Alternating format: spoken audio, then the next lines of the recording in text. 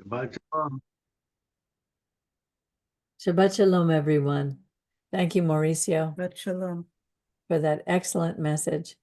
You know, when I was reading it the first time, there were things that you said that I didn't think about. And sometimes we read things over and over, but we don't always really consider that Israel was owned by the Pharaoh, and he would buy us, he would purchase us, and he purchased us with an outstretched arms.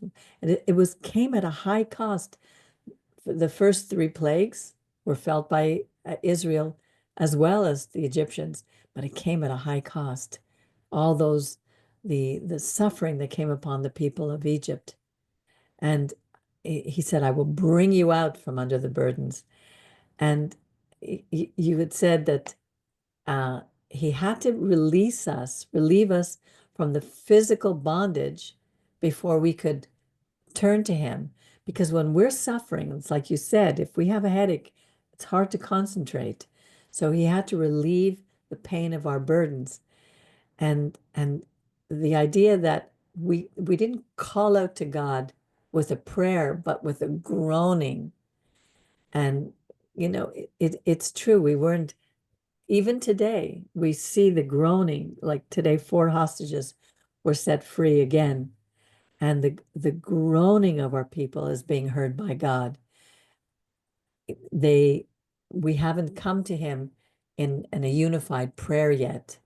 And it's hard because when we suffer like the way that we've been doing, this burden is so heavy on our soul when we don't feel well, or we're really suffering. It's hard to look to God for for our salvation, to help us. And this idea of servitude is the mental state that frees people. And even though we were physically free, we still held on to that slave mentality, like like you said with the nanny. And yeah, you said God is not a thief. He wouldn't just take from Pharaoh. He bought us. And how much we want to hear God's voice, but we're not willing to go through the troubles. We run away from God sometimes when our troubles become too heavy. And we have to take the time to first reduce our stress level, as you said, to to to ask him to help us, to set us free from some of the troubles by praying. Go to the prayer, the Psalms. I will bless the Lord at all times. His praise forever shall be in my mouth. This poor man cries to be delivered, and we need to be delivered from a physical and spiritual bondage that we're in today. So thank you, Mauricio. That was an excellent message. I agree with what you said. Peggy, thank you, Mauricio. I had a hard time concentrating on the message. I did my best, but the man upstairs is banging and clanging. He does weights and stuff, and I'm hearing this like Oh banging. no, that's terrible. Yeah, he's always it's really You need to hard. be freed from his physical bondage. Well, yeah, right. He anyway, I was at one point I said started to yell at him, but anyway, um, but still, like I heard the message, and the part one of the parts I really liked, um, what you said also, Peggy, that we are free as believers. God has set us free, and you talked about the Psalms, the Psalm 34:57, how Oh, uh, 5 and we're 7. free. 5 and 7.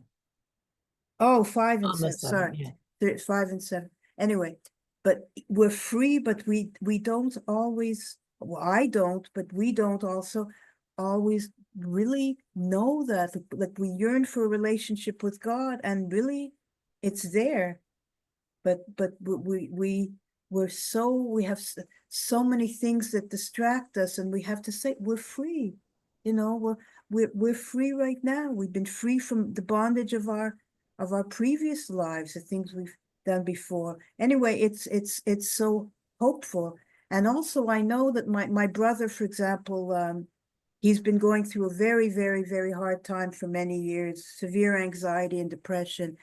And he's just he can't hear, I say just cry out to God, because he's open to that. It's not like I'm just telling somebody who isn't, but it's almost like when you're in such pain, you can't really do that. You can't receive. So Right.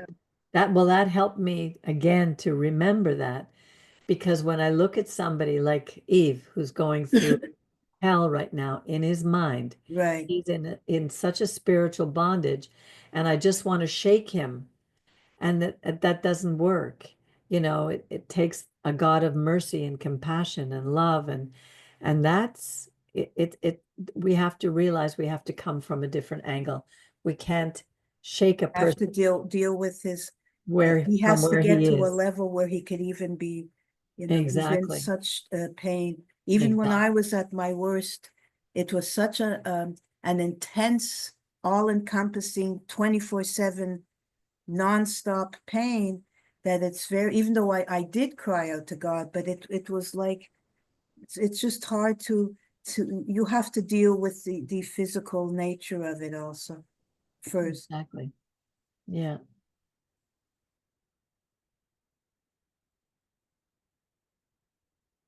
I can't hear you, Mauricio. There's something wrong with your microphone. You're unmuted, but there's still no sound. Do a test of your audio. Audio. No, now you're on mute. Now? Yes, No? that's better. Yes. Okay, good. Great.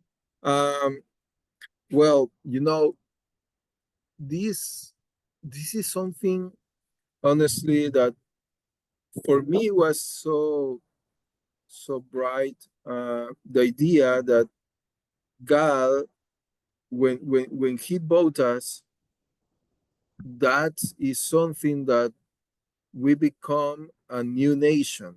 Okay. Eh, and we are not longer citizens of Egypt. Now we are a new nation, Israel nation. Okay. So when we are, for example, if you come to El Salvador and you are not Salvadorian, then those of Salvador are not going to to give you the rights or the of your different responsibilities as a citizen.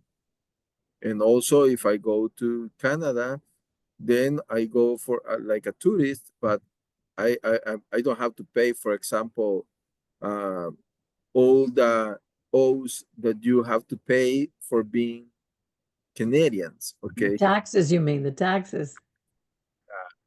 all the taxes, all the and also I don't have the benefits as you have.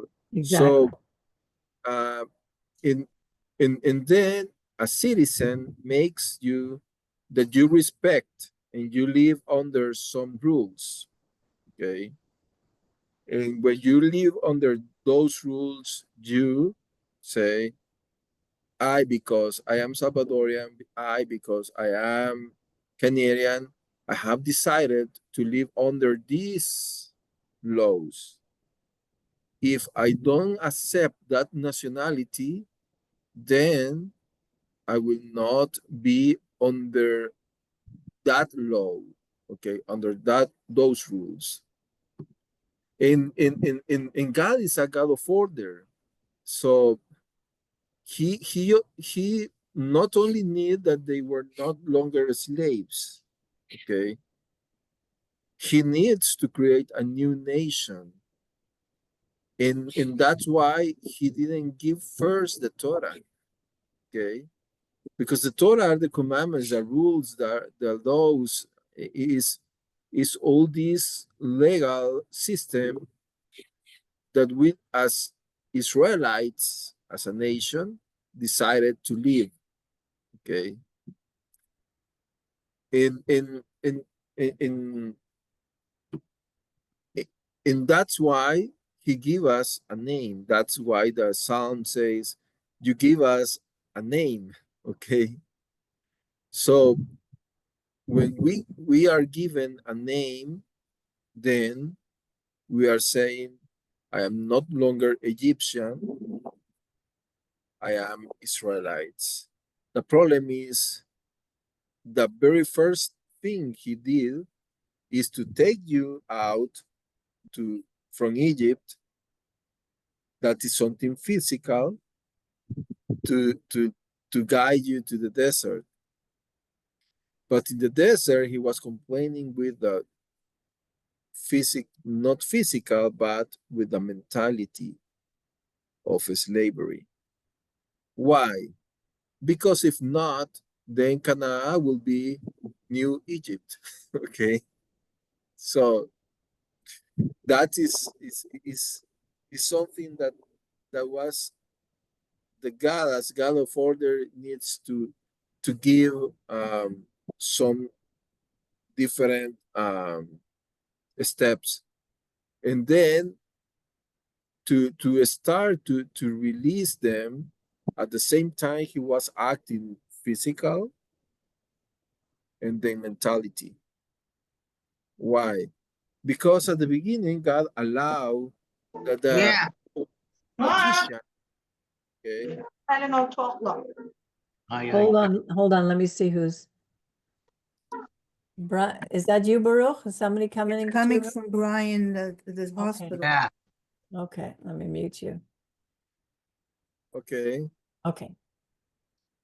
So then the point is that God was working on their minds and also on their physical, and also the anxiety and the anguish of spirit, because what we see is that God, that Paro, every time Moses go, what he did, he put more stress, he put more um, working them. So it's like going to that point that, oh, this Moses, oh no, I come here more work. Okay. And then also he needed, because he said, okay, I am the God Almighty. Now I want to say I am Adonai, I am the Lord of Lords. Okay. Right. So at that moment, the first plagues, bad name plagues, but is something marvelous works of God. Yeah. Uh, for me, they were something that shows that God is the God Almighty. Okay. Why? Because he started to create things that at the beginning the magicians of Egypt could reproduce, but honestly, and in not the same way. Okay. For example, the very first thing is that Aaron throw the rod, and the rod becomes a serpent. And they said, and also the magicians of Egypt, they did that. Okay. But they say they were magicians. And to be a magician is to implies that you are deceiving people. And you know that there are some roads that are under construction. I mean, I can imagine that they use something like that. Okay, that is like a stick. You make a force over them, and then they become a stick, and then you move just a little, and then they become like a serpent. Okay, you know.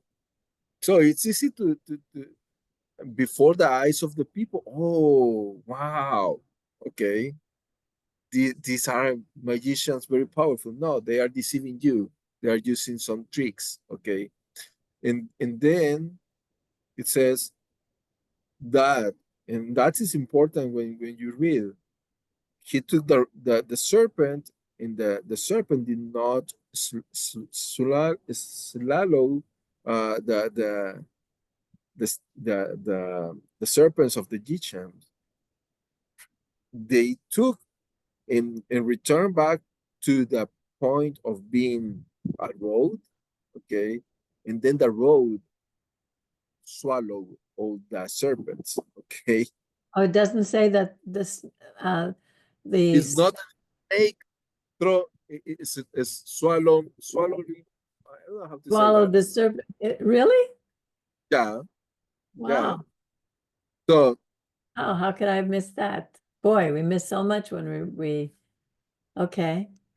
so so then he is, and this is very powerful also. Why God sent, for example, to convert into Aaron to the river Nile to become, for example, blood, for example, is something. So then is the very same idea. God wanted to that we show gratitude, okay? And who saved Moses? The Nile River, okay? Right, So right, so right now, God is not allowing that Moses destroys. It's like the Midianites. Who made the judgment for the Midianites? Was not by the Moses' hand. Okay. Okay. So that is something that is in between lines that when we are reading, sometimes we lose all these details. Okay.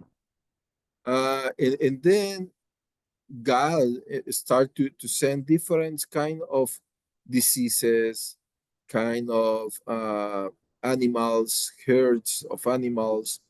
And every time Paro was like, oh no, I don't know what to say.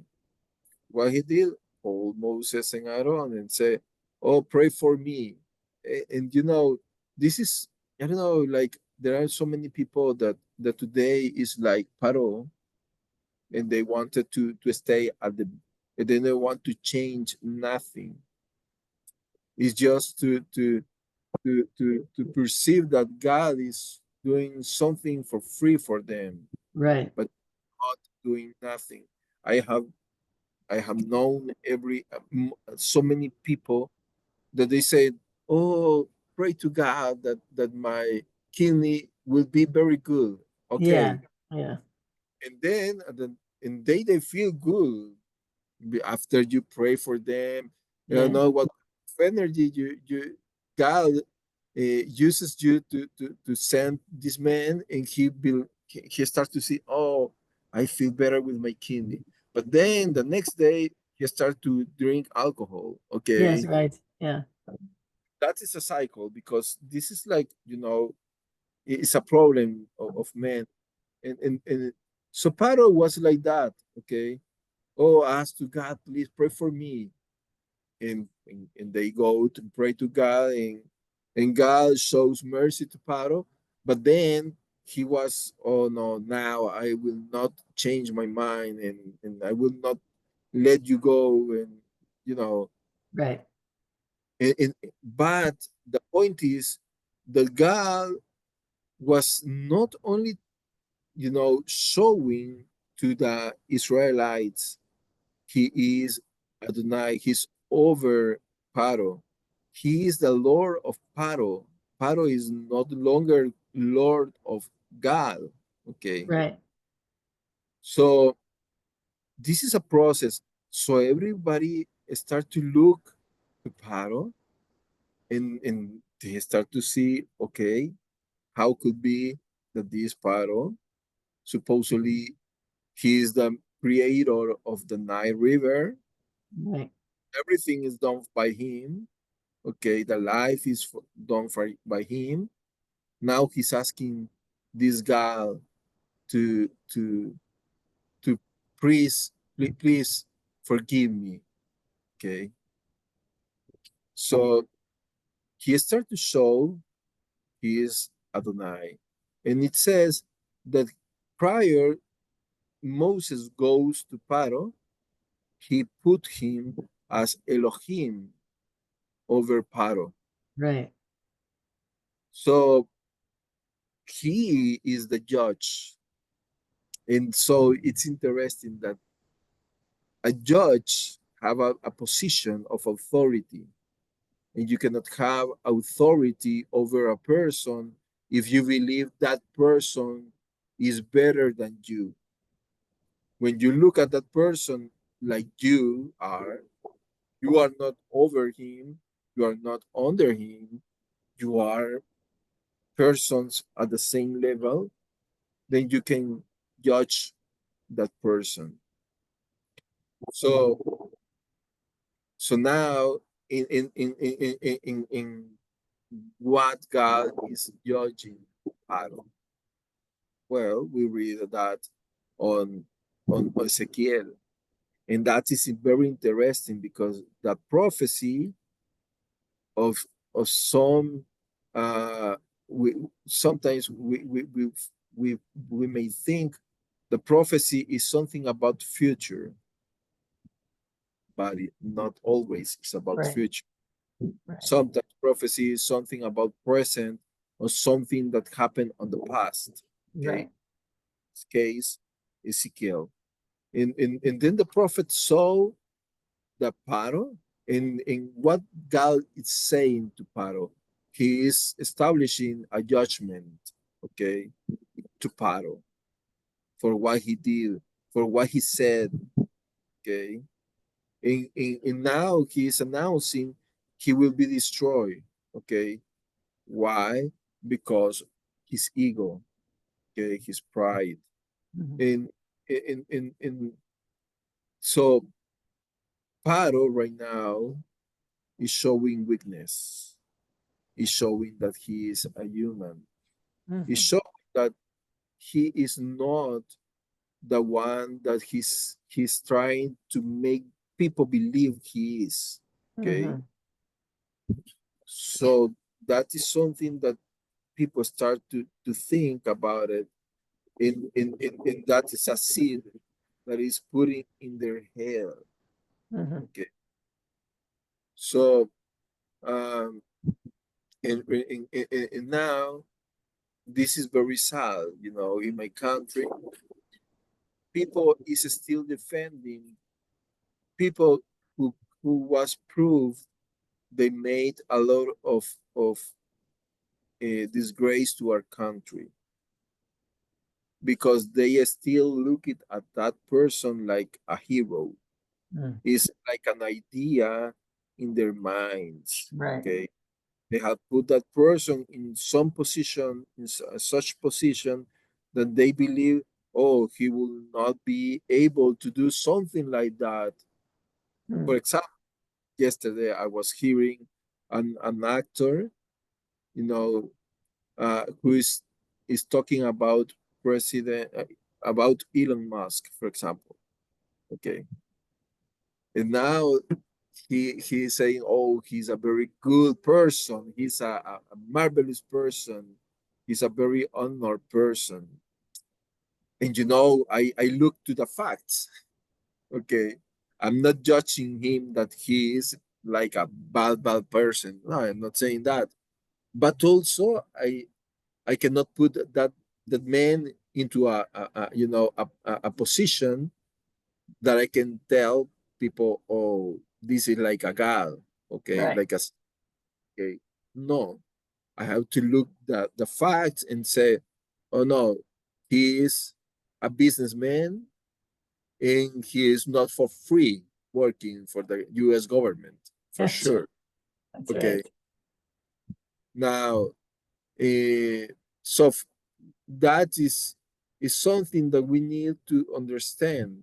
Okay, never put in idealized persons, Idealize. Right.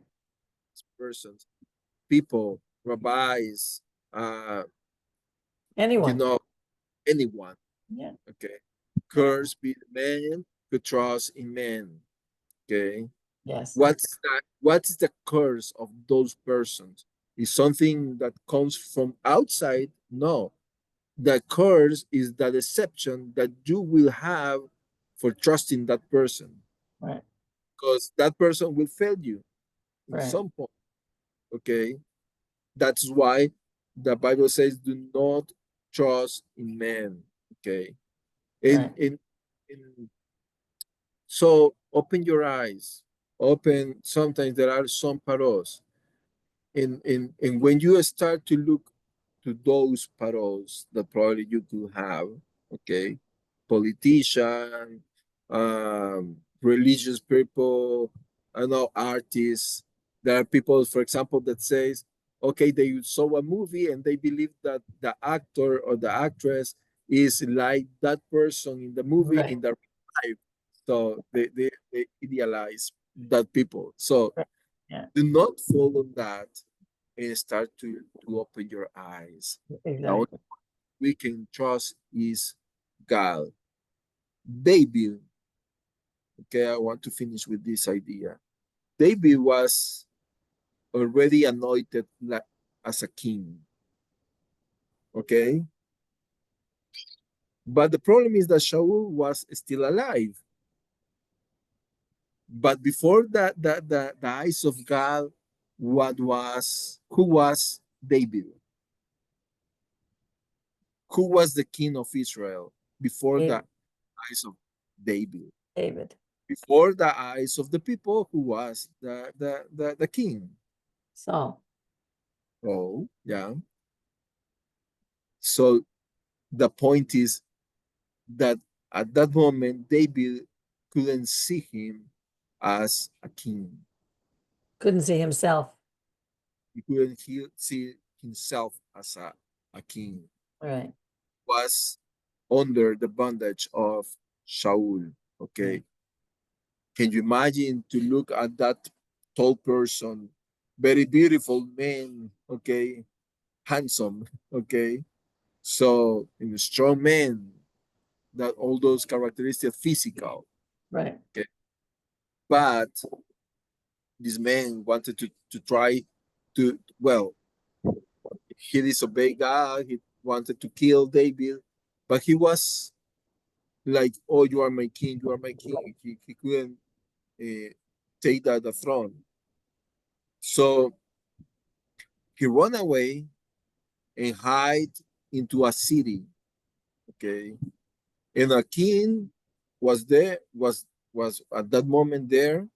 And people start to say, hey, look, this is your enemy, David. Remember that they said, oh, King Shaul killed 1,000 and King David. David killed 10,000. Okay. 10,000. Yeah. So, hey, took him, kill him, okay, destroy him. But he said, can you imagine? No, this not could be a king. He is a man who is crazy. Look at him, okay? Because they say David changed his face. He started to look at him with I don't know how to say that, saliva in Spanish. Like You know, drool. When he drools, he salivates. salivates. Drool. Yeah. And it started to he was not behaving like a king. Right. Okay. So the problem was David was the the the last son of Isai. So God had to treat him in his mind prior to become a king. Right. And then he ran away and goes to live into a cave. So the great King David was afraid. Okay. So he couldn't hear God's voice. You are the new king of Israel, David. Right. So that is the problem today. People is not hearing God. No. Why? Because We are living under fear. We are living under anxiety. We are living under terror. We are living under too much work. Okay. Right. So let's hear God's voice. Let's hear God's voice. What he said about all of us in this community. He said, "Oh, you are my people. You are kings, priests. You are a holy nation. Okay, Right. set apart nation. You are new citizens, Israelites. So let's change our mentality. Okay, Exactly. take It's, your shoes off. Okay, yeah, it's interesting, even because when I was reading the portion on Wednesday night, all of a sudden in between, you see he's let me see where it was.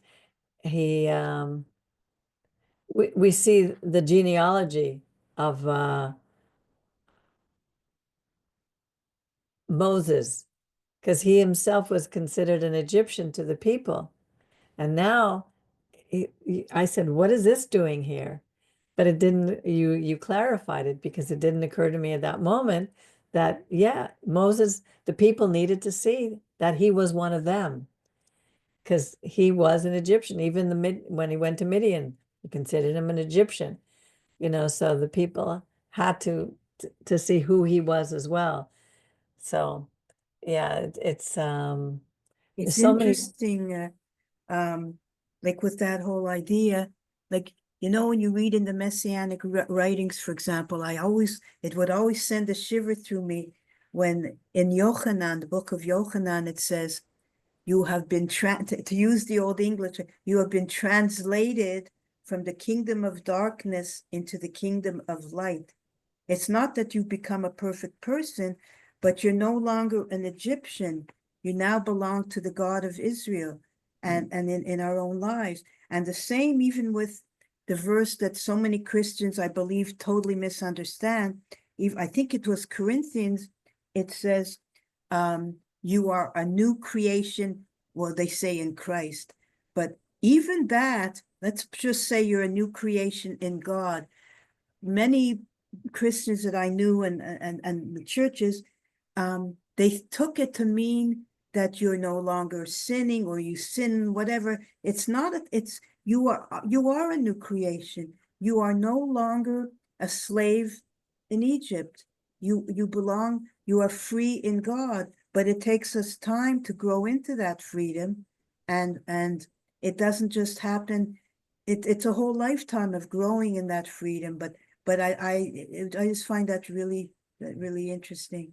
Yeah, it yeah, takes some. it's like this. Okay, how many immigrants in your country they behave as a Canadians?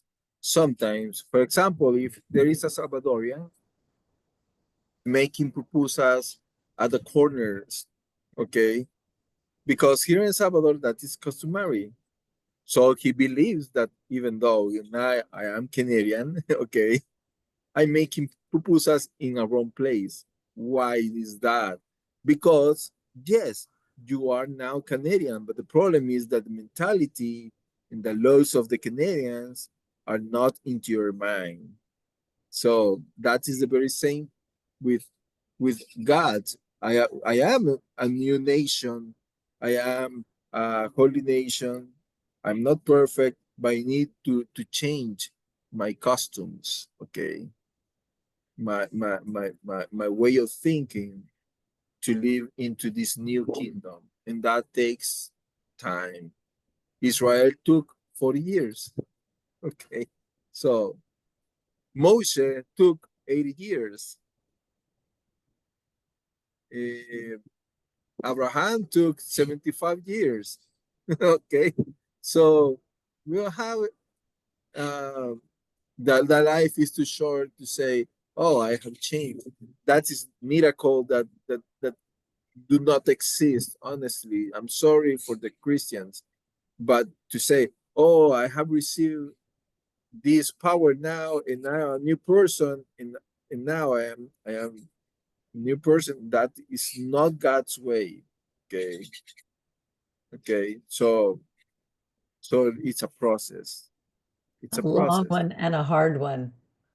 Yeah. Yeah. And Don't be angered to change from one day, from 1 hour. Don't worry about it. exactly. Because let me tell you, we become that only the result of that is pride. Look at me, I'm a new person. And then the next day something happens. Oh yeah, how come you're still doing the same thing? Yeah, exactly. It's so that's a beautiful message. Sorry, just a quick question, not to do with this. In the Ezekiel portion, I think it's Ezekiel, or was it in the Torah, where it says Egypt, almost like the diaspora of Egypt, they were sent to the other nations for 40 years. Did that happen like with the Babylonians, or it hasn't happened? Like, has that happened? Did that happen? Do you know? In the Haftarah portion where the Egyptians were sent out of their own land. Yeah, that it wasn't Ezekiel, what we just read. Oh, we just read the Torah, the Because I Haftarah was portion. thinking of, like, that's an Egyptian diaspora, and that they say God will bring them back after 40 years. Yeah. But they won't be the same strong country. They'll be a small country, like a small. Yeah, it says, thus says the sovereign God, at the end of 40 years, I will gather the Egyptians from the peoples while they were dispersed. Yeah. I will turn the captivity of Egypt and bring them back to southern Egypt, to the land of their origin. I wonder if that's a future thing, or. Interesting, because some of the Palestinians, so-called Palestinians, are Egyptians. They're outside their own land. So I don't Yeah. know. I don't know if it's I'm just wondering if when anyway, I'm not sure if when Babylon, Babylon conquered huge territories, maybe the Babylonians conquered Egypt, and for 40 years, I don't know, or maybe it's a few, who knows? I don't know. I don't know either. Just interesting. History is not my great. Me neither. Yeah, we have to read a lot and spend a lot. That's what I love about the Torah and these portions. There's so much to learn. And when you're learning and continue to grow and not think that you know everything. I mean, I remember going into churches or religious places where either the religious leaders think that they've learned it all. They know everything. You rarely hear that from rabbis. I think we're a little more humble. We've been humbled over the centuries. We don't think we know everything. But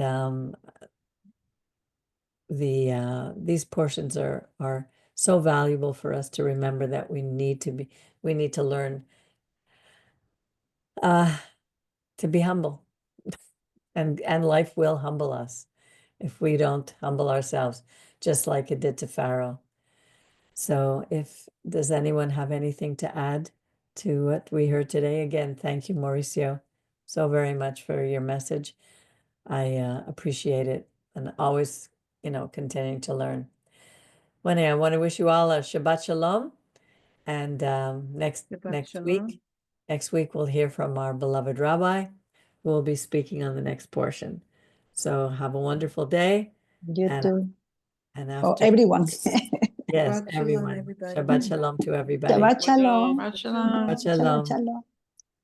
Shabbat shalom. Shabbat shalom. Shabbat shalom.